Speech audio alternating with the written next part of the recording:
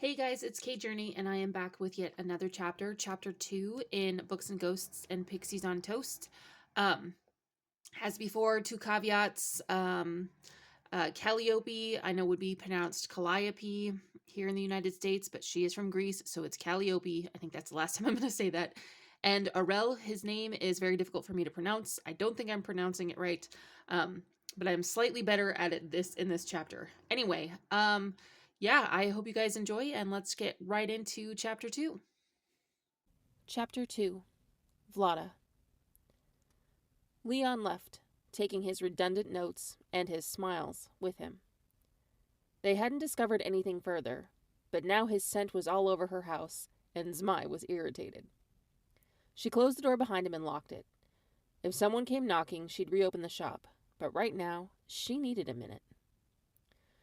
He was quite charming, Zmai said dryly. He really was. I don't like him. He's a big male cat in your territory. What's to like? My point exactly. Why do you even feel like you need to make a point?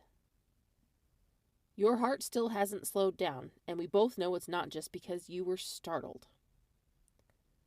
Vlada covered her face with her hands. I'm going to ignore you now. I need to call Zara. Wise. Maybe she can talk some sense into you. Oh, go away. She stuck her tongue out at Zmai, but he was already sauntering away from her. She picked up her phone and called the bakery. Zara was already up and had been working for hours. She'd quietly left Vlada's place at 3 in the morning, and she usually closed the bakery around noon. It wasn't yet 10 a.m., and Vlada hoped she wasn't interrupting anything important. Zara answered on the third ring. Hey, what's going on? I just met the new officer that King hired. Ooh, Arl says he's a hard ass. He was rude when he and the chief stopped by to question Mihai about Miller's cat. Arl was pissed that they suspected Mihai enough to even ask. What did you think of him? He wants to come to the book club. Zara sucked in a breath. What is he? Were-jaguar and a brujo, although I don't know if he practices magic. We didn't get that far. I got all frazzled and clammed up. Zara chuckled. So he's handsome. Gorgeous. I felt like I walked into a wall. I was so dumb that I was barely coherent.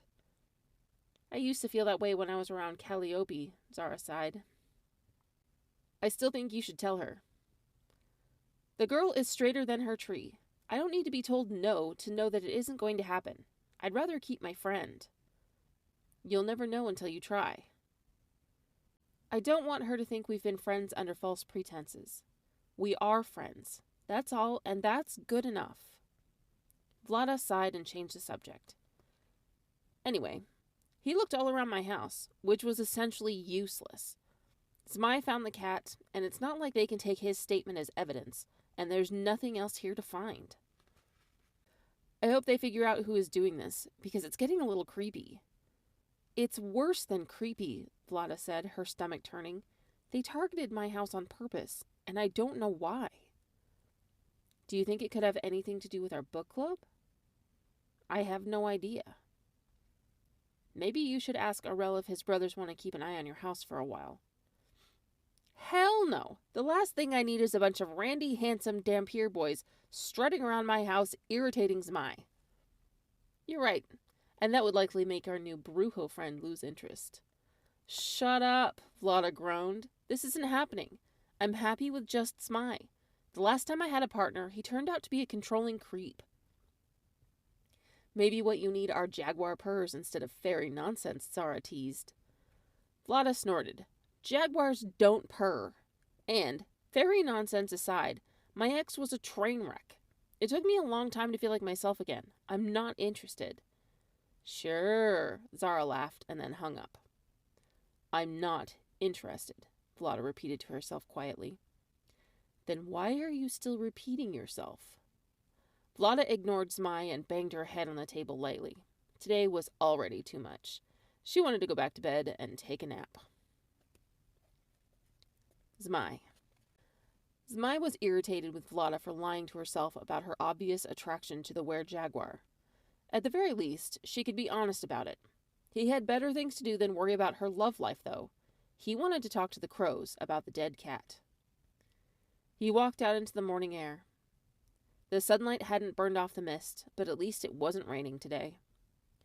He crossed the patio and walked out onto the grass. The crows were in their trees, cawing and taunting the pixies, who nested in a jumble of blackberry vines just outside of Zmai's territory. The war was still going, fueled by Vlada's annoyance and apples. Zmai didn't care one way or another. He was curious as to why the pixies wouldn't just go nest somewhere else, but not enough to bother going to ask them.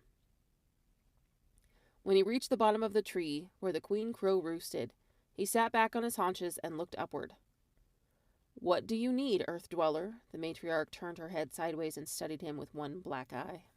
"I want to know if you, or any of your family, saw whoever dropped the dead cat into the yard yesterday." The crow cawed to the others, and a few different caws answered. "My nephew swears he saw a shadow come to life and threw the cat into the yard. Another swears there was a woman in a cloak with it. And yet another swears that the cloaked figure was a boy." Cawing filled the air as the crows began to argue among themselves. Zmai tried to hold in his annoyance. What does that even mean?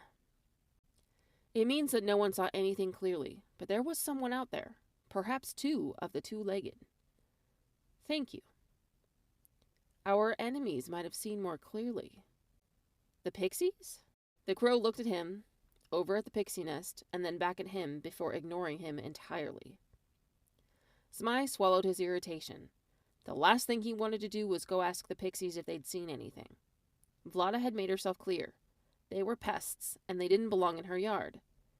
The issue was, they always seemed to want to be in her yard, as if they owned it. He wasn't yet ready to irritate her by approaching them, but if the killing escalated, he would be willing to risk it. September 8th. Vlada. "Hello," Vlada said, worry making her voice squeak. The caller ID said Spruce Falls Police Station, and she was worried that there was more dark news. "Hello. This is Officer Tovar. I'm calling to follow up." He hesitated, and when she didn't say anything, he continued. "Has there been any more activity around your house?" "No," Vlada sighed with relief. "Nothing new. You guys are putting a lot of effort into this case."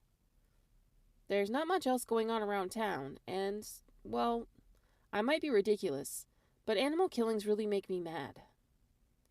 "Me too. I feel so bad for the chief. How is he holding up?" "I haven't been here for long, so I don't know him that well, but I think he's okay." "Driven," he chuckled. "He's been driven, but fair, since I moved here." "Good man." She thought about how Aurel described Leon to Zara, and hoped he was just being protective. "I think so too. It's really sad to think that someone hurt him like that, and we don't know why." "Yeah, it's terrible." Vlada sighed. The silence stretched between them, comfortable. "Hey," Vlada said hesitantly, this might not be appropriate, but would you like to go get coffee sometime?" "Like a date?" he asked, his tone playful. "Like a prelude to a date." Vlada bit her lip, her heart doing a tap dance in her chest and heat rising to her cheeks. "Yeah, I would like that." She could almost hear him smiling through the phone. I'll call you later to make plans?" She stifled a groan. She was losing her ability to speak like a coherent adult again. What was it with this guy? What was with her around this guy? He laughed. "Sure, I'll give you my number, and you can call me when I'm off shift after 6. She wrote down his number on a pad of scratch paper and fumbled her goodbye before melting into a Vlada-shaped puddle on her floor. Zmai was going to be pissed, and Aurel probably wouldn't like it either. September 9th. Vlada. One of the best parts of living downtown in a small town was that everything was within walking distance. Vlada had basically stopped using her car, and it was now tucked away beside her house under a tarp. She didn't need to drag it out today, because her lunch plans to meet up with Zara only meant that she needed to walk 2 blocks west, downhill. She wanted to stop by the coffee shop on her way to Zara's, so they could sit and relax after Zara closed for the day. The cafe was on the block between her house and the bakery. When she stepped into the cafe, she immediately wished she hadn't. There was a tense energy in the air. Chief King sat at one table in the corner, reading a paper, but kept glancing at a man and a boy, presumably his son, who were beside the counter. Vlada didn't know the name of the man, or his son, but she had seen them around town, and all of the humans steered clear of him and his boys. Vlada knew Hillary Smith, though. She was the owner of the coffee shop, and had inherited it from her boss 2 years before. He didn't have any family, and he cared deeply about the down-and-out barista who never finished high school, who worked diligently in spite of the fact that he couldn't pay her nearly as much as she deserved. When he passed, no one but Hillary was surprised that he left it to her. Hillary had long red hair, blue eyes, extremely pale skin, and the self-esteem of a wet sock. She looked ill most days, and when she leaned over the counter to kiss the man, Vlada's stomach dropped. No wonder she was worse lately. Hillary was dating this creep. Vlada hung back and pretended to be looking over the menu above the counter, but she surreptitiously studied the man and his son. He had dark, close-shaven brown hair, with flecks of silver in his goatee. The lines around his eyes looked hard, and the set of his mouth was mean. He spoke to Hillary in short, angry mutters that Vlada could not make out. The boy, on the other hand, was not aggressive at all. He was staring blankly out the window behind her with empty green eyes, without ever once making eye contact with her. He had his father's haircut, but his was lighter, more mahogany than loam, with dirty jeans and a tattered work hoodie that was 2 sizes too big for him. His shoes were falling apart, and his face looked forlorn and sad. He stood very still and waited, with a patience that a kid that age should not have had. Vlada guessed that he was maybe 10 years old, but the way he stood, accompanied by that blank stare, made it hard for her to gauge. He could have been ancient with the pain that he carried so quietly in the wake of his father's anger. Vlada glanced at Chief King. He made eye contact with her, looked at the father, and then back at her, as if he was warning her to be careful. "What can I get you?" Hillary's soft voice broke the weighted silence, and Vlada jumped. "I'm sorry, I must have spaced out. I'll take 2 tall mochas to go, please. I'll have that right out to you." "No rush." Hillary got busy, and the father turned to sneer at her before barking at the boy to get going. Vlada could practically feel the simmering anger coming off of him in waves, and it made her want to sink into the floor. No wonder the kid did nothing.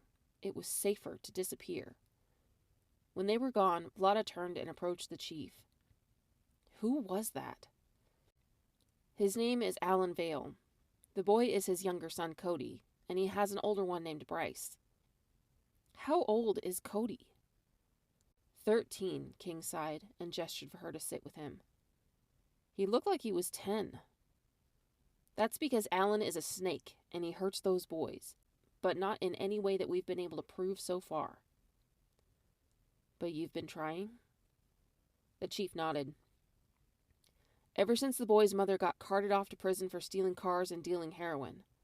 Before she left, the boys at least looked alive. Now, Cody is just blank, doesn't talk much, and is failing at school. And Bryce? Bryce is angry, just like his dad. Vlada shook her head. That's so sad. King nodded. Yep. And there's nothing I can do but watch and hope he messes up. I try to keep an eye on him most times, but he's smart. He has his neighbor, Ronald Sheets, do a lot of his dirty work. Between the two, I cannot find enough evidence to get either one of them off the streets. Sheets?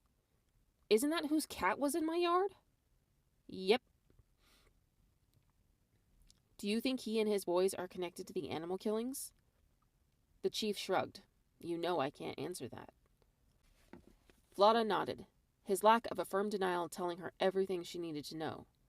She was a target of that creep, or his kids, and she didn't have the faintest idea why. Mochas are up, Hillary called, and Vlada nodded at the chief before she left. The bakery smelled of yeast, chocolate, vanilla, and cinnamon when Vlada walked in carrying 2 coffees. She nodded to several little flour-dusted brownie fairies that were cleaning. They lived with Zara, and she paid them handsomely in honey, milk, butter, and bread. They helped her keep the bakery running while staying magically hidden from human eyes with clever spells. The bakery was about to close for the afternoon. Zara started her days early and ended them early, but she was considering hiring someone to keep the bakery open in the afternoons. Vlada bypassed the glass case that held cookies and muffins and stepped into the kitchen. It was a chaotic, flowery disaster back there, but Zara was in her element, dancing to music and kneading dough for the last of the rolls that she would make for the day. Around her were several more brownies, cleaning and arranging baking trays and scrubbing the big mixing machines. In just half an hour, the shop and the brownies would be as clean as a whistle, and Zara would be free to spend the early afternoon with Vlada. "You are early," Zara said, pouring oil on her hands and caressing the balls of dough. The shop was a ghost town, and Zmai has taken to scanning the yard every hour or so. It was getting on my nerves, so I left early. I brought coffee. Vlada held up the cups, and Zara grinned. "Let me wash my hands, and I'll grab that from you." Zara finished scrubbing her hands under hot water and finally really looked at Vlada. "What's wrong? You look like you've seen a ghost." Zara ushered her over to a couple of kitchen stools and asked a brownie to close up the shop a few minutes early. "I think I met whoever threw that cat into my yard at the coffee shop. Or, at least, who King believes is the one killing the animals around town." "Oh, who?" "A guy named Alan Vale." Zara nodded. "He's the local big drug dealer. He set up his wife to go down for it a few years ago, and now he has some buddies around town handling most of it. His kids were the ones that got caught with Mihai." "How do you know that?" "The brownies hear everything. If you weren't so dead set on bullying the Pixies in your yard, you might hear some rumors too." Zara sipped her coffee and looked pointedly at Vlada. "They're pests. Might as well feed them to the crows and have peace in my yard." Vlada rolled her eyes. "They talk." Zara narrowed her eyes at Vlada. Vlada shrugged. To her, the Pixies were little better than conceited cockroaches. But Zara had a point. Maybe the crows had heard something across enemy lines. "Still, I think they'd be more useful on toast." Vlada lifted her coffee to her lips and took a drink. It tasted like salt, and she almost spit it out. She looked around, and every brownie in the room was glaring at her. "What? Why did you ruin my coffee?" "You shame your kind by mistreating the Pixies." The tallest brownie jumped up on the table, his hands covered in salt. "You are a witch, and you know better than to take sides in a war that doesn't concern you." Vlada blinked. "I'm sorry that I offended you." "Your offense is against the Pixies. Take your apologies to them." "As soon as they stop harassing the trees in my yard," Vlada scowled at him. "Curiosity would serve you better than anger. Until you make peace, you will have nothing sweet in our territory." Vlada sighed and set her cup down. The last thing she wanted was to offend Zara's friends. Zara raised her eyebrows and pointedly enjoyed her mocha. Vlada snorted. "I'll make peace when I'm ready, and between now and then, I accept your judgment." The brownie nodded and then vanished. "Anyway," Vlada pressed on, trying not to roll her eyes, "I still don't understand what I have to do with the Vale family." "I don't know." Zara set down her cup and leaned forward.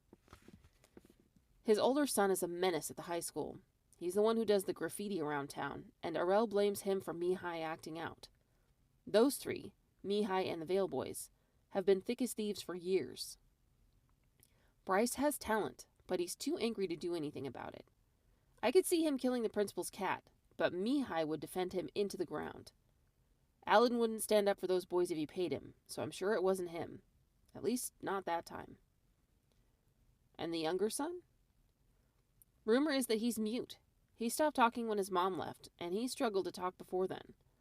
Her getting arrested changed those boys, and Mihai hasn't been the same either.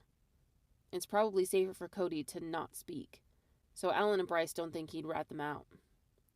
According to Arel, Cody is a kind, though quiet, kid who loves animals, books, and music. Killing a cat seems out of his wheelhouse." "This is nuts." "Maybe your older son dropped the cat at your place to say that Miller is finally getting just desserts, and was letting you know?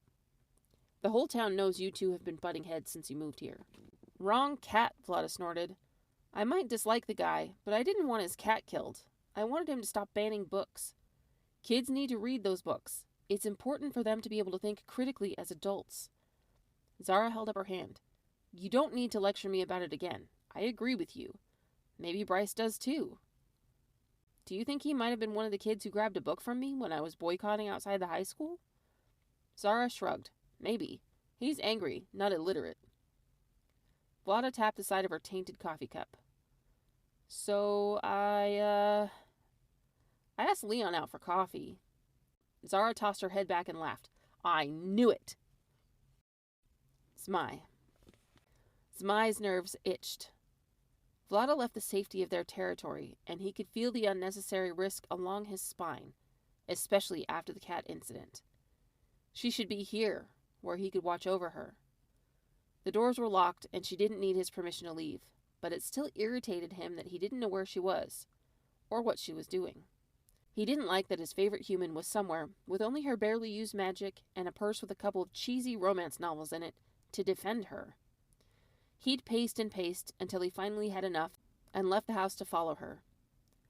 He didn't make it very far before he caught a faint scent of the cat that had been left in his yard. Vlada's trail continued west, down the main road. Zmai knew what was going to happen when he found Vlada. She was going to be irritated at being watched like a child, and he would turn right around and ignore her for a day to teach her a lesson about scolding him. Or he could follow the smell of the cat, and maybe get to the bottom of this nonsense, and make her actually safe again. He flicked his tail in the direction that Vlada had gone, and turned north. About halfway down the next block, something about the smells changed. There was a sweet chemical smell in the air, and the sharp smell of paint, mixed with the smell of smoke and alcohol, and the dark scent of fear and pain. He finally reached the next corner. The smell of paint was overwhelming, and he glanced to his left to see a teenage boy, almost finished with the awkward human stage, spraying paint on the front of the pawn shop.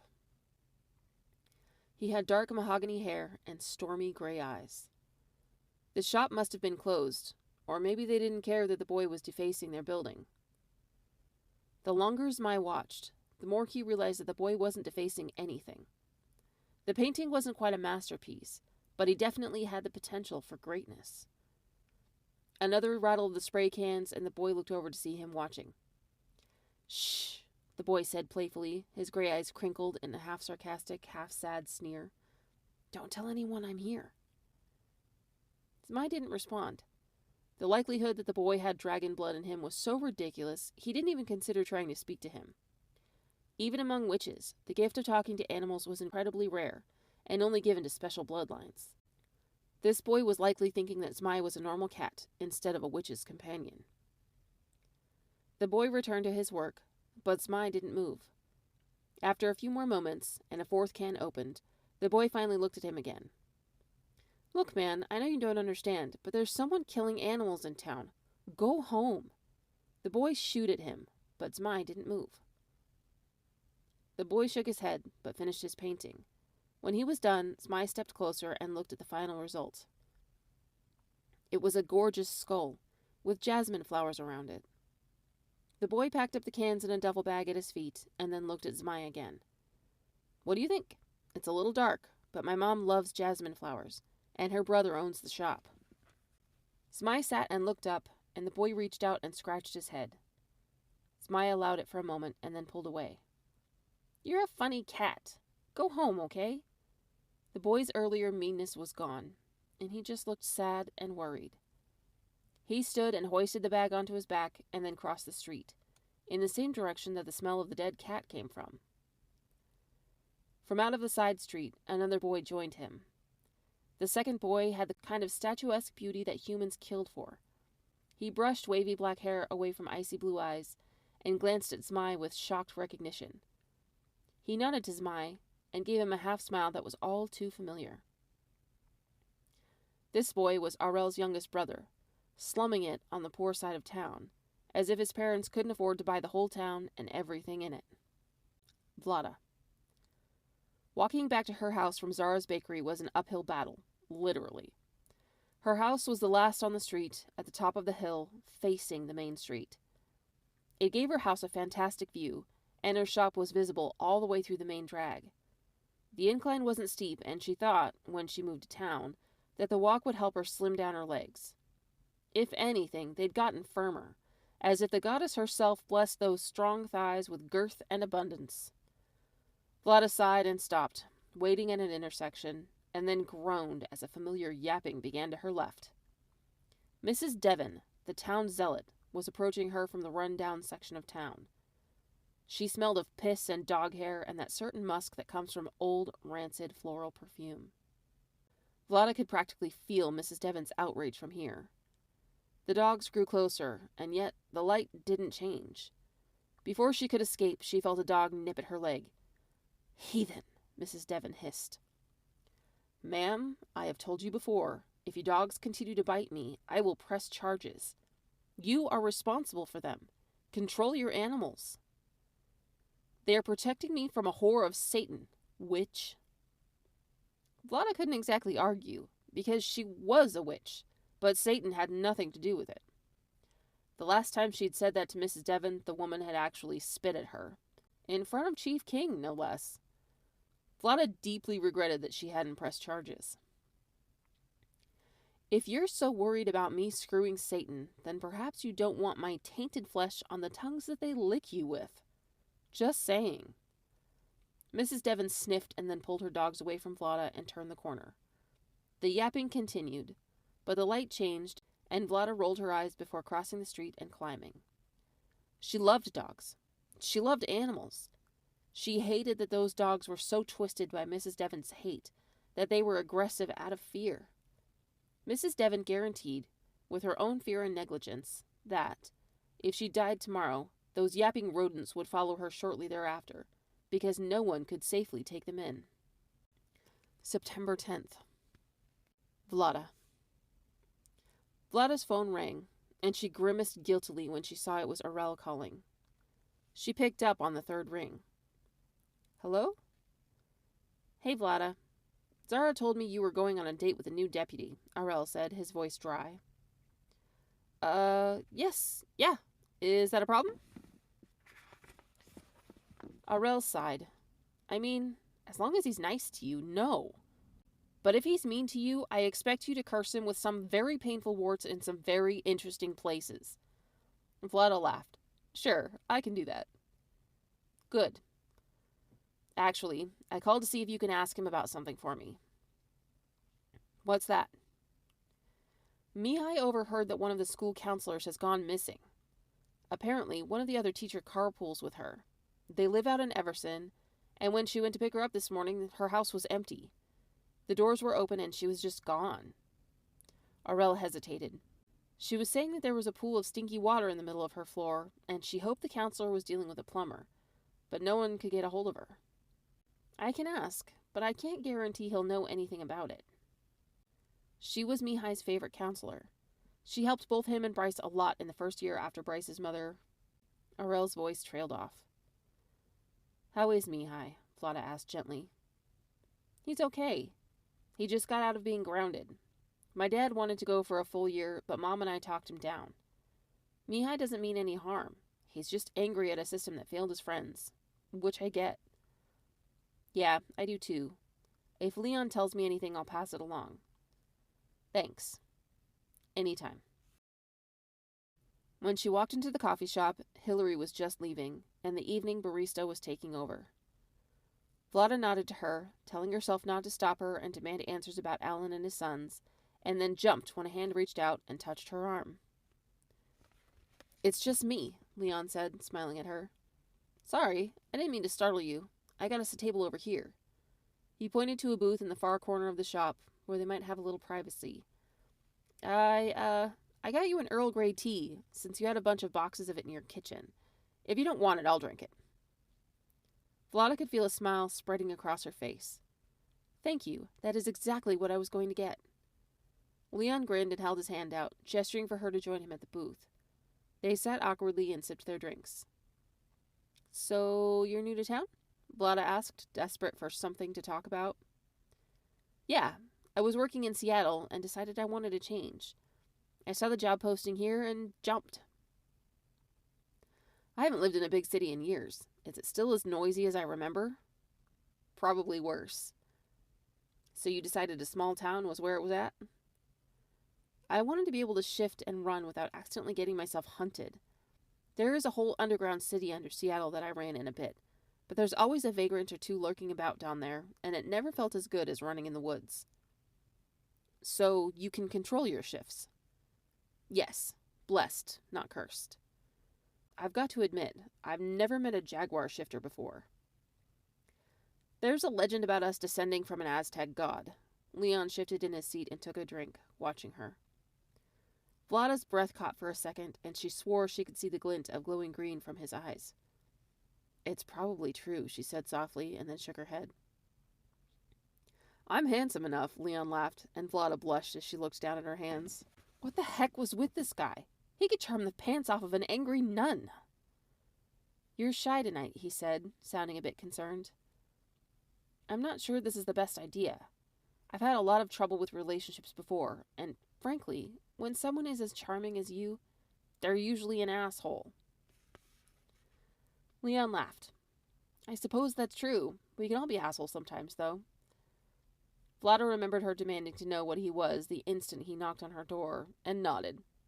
Yeah, that's very true. She hesitated and then asked, Would I be an asshole if I asked you a question for a friend? Depends on the friend and the question. My friend Arel, his little brother, Mihai, had a close relationship with a school counselor, and she's missing. I already know you have a history with Mihai and Arel. Zara told me about it. Mihai. Jesus. Leon sighed and rubbed his hands over his face and then shook his head. His parents almost bit my head off. Literally. I thought his dad was going to burst into a swarm of bats when they came for Mihai after the tagging thing.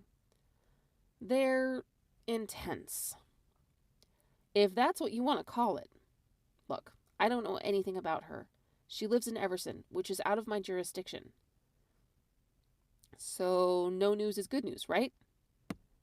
Leon shook his head. I'm not going to lie to you, so this is strictly off the record. It doesn't look good. I can't give the details. I shouldn't even know them, but the guys from Everson like to talk when they play pool. Her car was in front of the house. All the doors were locked, besides the front door, and they found something of hers in the backyard. It looks like an abduction, but there's no proof of that. Vlada felt her heart drop. Does it look connected to the animal killings? Leon blinked at her and then carefully nodded once. There is no official connection. They aren't even looking seriously at the animal killings. But the sewer water ties them together. Leon's jaw dropped. How did you know? Zmai is a snoop. No one knows that. Zmai smelled it on the cat in our yard and on Miller's cat. It doesn't take a genius to put two and two together. Arel said Mihai overheard the teacher who carpools with her saying there was a bunch of dirty water in the middle of the floor. Keep your voice down, Leon said, tilting his head to the side, listening. Vlada surreptitiously looked around, but didn't see anyone suspicious. Look, we need to change the topic or I'm going to get fired. Vlada nodded. Then you'll move. And wouldn't that be a waste of a very fine opportunity? Vlada shook her head, laughing in spite of herself, and the moment passed. Thank you guys so much for watching. Please like and subscribe, and I will be back next week with Chapter 3.